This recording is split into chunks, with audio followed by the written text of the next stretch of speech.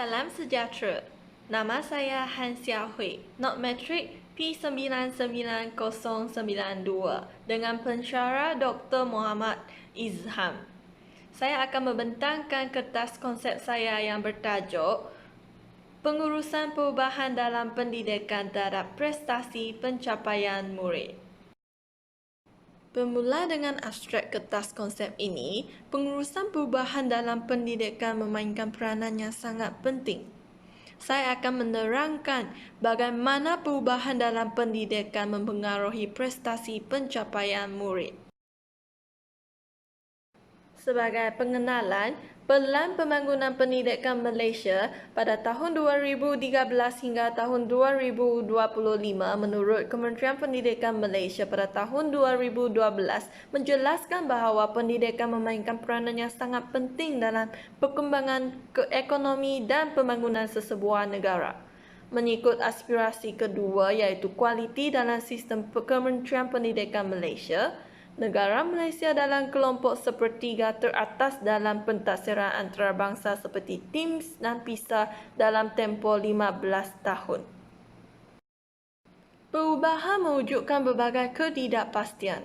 Bukan guru sahaja yang perlu sentiasa bersedia.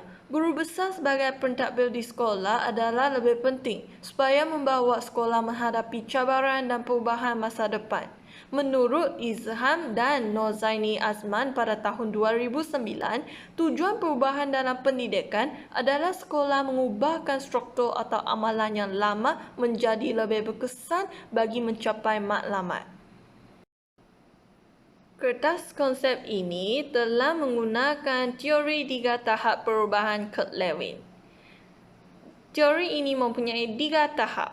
Tahap pertama iaitu pencairan. Guru besar perlu merancang persediaan perubahan untuk menyediakan diri dan warga sekolah bersiap sedia berubah daripada zon selesa.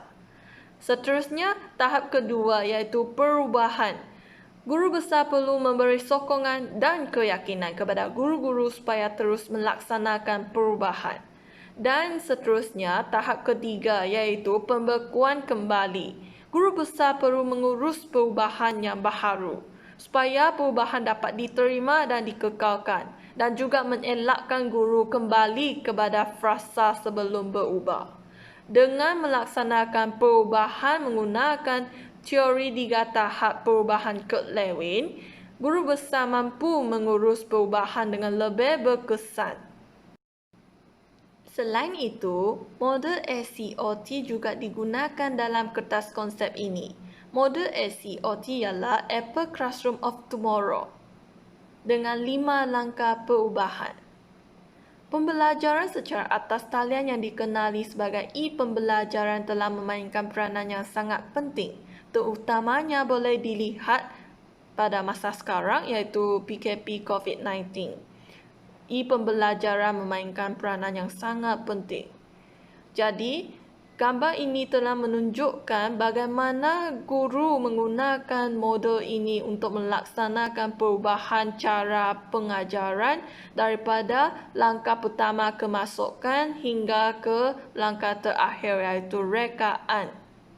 Menurut Zahri Aziz pada tahun 2014, manusia memerlukan reaksi yang pantas untuk berubah mengikut keadaan dan situasi agar tidak ketinggalan.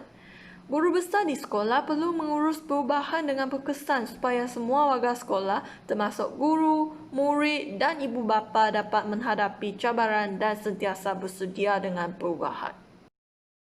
Menurut Rosmani Anli dan Noor Aisyah Buang pada tahun 2018, pelbagai kemahiran perlu dikuasai oleh para pendidik dengan sebaiknya untuk mendapat kesan terbaik. Guru besar mesti memimpin dan menguruskan perubahan di sekolah supaya guru sentiasa berada pada landasan yang betul dan tidak ketinggalan. Menurut Dr. Mahiza Hamzah juga menyatakan bahawa e-pembelajaran adalah trend sekarang dan perubahan ini akan memberi kesan terhadap peningkatan pembelajaran. Dalam kajian Yong Hihi dan kawan-kawannya pada tahun 2018 juga menyokong bahawa guru sebagai ejen perubahan dapat mempengaruhi prestasi pencapaian murid secara langsung. Hal ini adalah selaras dengan kertas konsep saya ini. Dari dapatan kajian dua artikel yang dipilih, Rajah 1 ini adalah sumber daripada Hallinger, Philip Haig dan Rohner pada tahun 2011. Rajah 1 telah menunjuk purata prestasi pencapaian matematik 3 kelas, iaitu kelas 1, kelas 2 dan kelas 3 daripada tahun 2 hingga tahun 4. Kelas 2 mempunyai peningkatan yang signifikan. Mengikut markah purata bagi subjek matematik yang dikaji, kelas 2 diurus dengan perubahan yang terancang dan memberi impak yang positif. Diikuti dengan Rajah 2, sumber Hallinger, Philip Haig dan Rohner pada tahun 2011. Rajah 2 telah menunjukkan graf perkali korelasi iaitu R-square bagi kelas 1, kelas 2 dan kelas 3. Kelas 1 mempunyai perkali korelasi 0.09. Perkali korelasi bagi kelas 2 ialah 0.27 dan perkali korelasi bagi kelas 3 ialah 0.17. Taburan dalam Rajah 2 tadi adalah untuk melihat kekuatan perubahan pemimpin dengan perubahan prestasi pencapaian murid bagi ketiga-tiga kelas yang tersenarai. Setiap kelas terdapat korelasi positif, kerana tiada yang menunjukkan 0.0 yang bermaksud tiada hubungan. Kelas 2 mempunyai hubungan korelasi yang kuat antara pengurusan perubahan pemimpin dengan perubahan prestasi pencapaian murid iaitu sebanyak 0.27 yang tertinggi dalam ketiga-tiga kelas.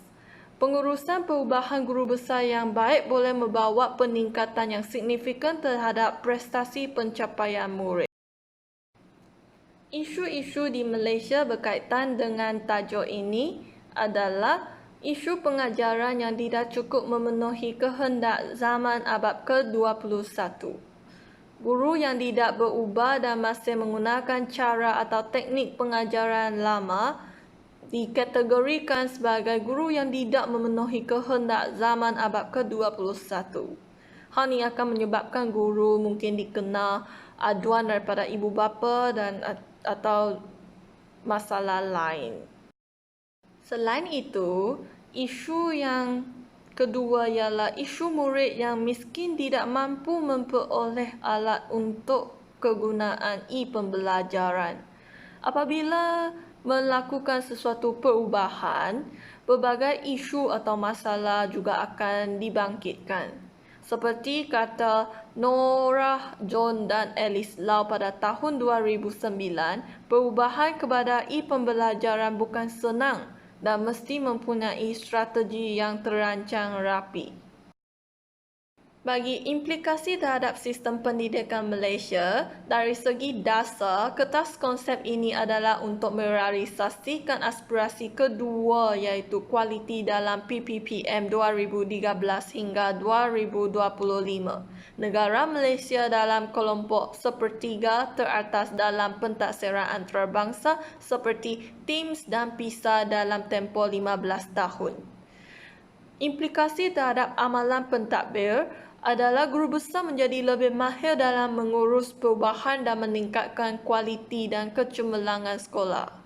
Bagi guru, guru dapat berubah mengikut situasi seterusnya menghadapi cabaran dengan lebih baik.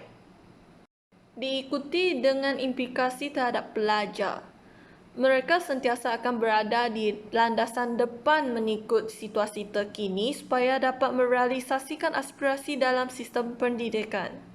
Bagi implikasi terhadap latihan, Kementerian Pendidikan Malaysia dicadangkan untuk menjalankan lebih banyak latihan yang berkaitan dengan pengurusan perubahan dalam pendidikan. Contohnya, program Ijazah Sarjana Muda Pendidikan boleh membukakan program pengurusan perubahan dalam pendidikan juga. Akhirnya, sebagai kesimpulan, pengurusan perubahan yang berkesan di sekolah dapat memberi impak positif terhadap prestasi pencapaian murid. Perubahan dalam pendidikan tidak mudah dilaksanakan. Semua pihak perlu berganding bahu menjayakan perubahan dalam pendidikan. Ini merupakan rujukan saya.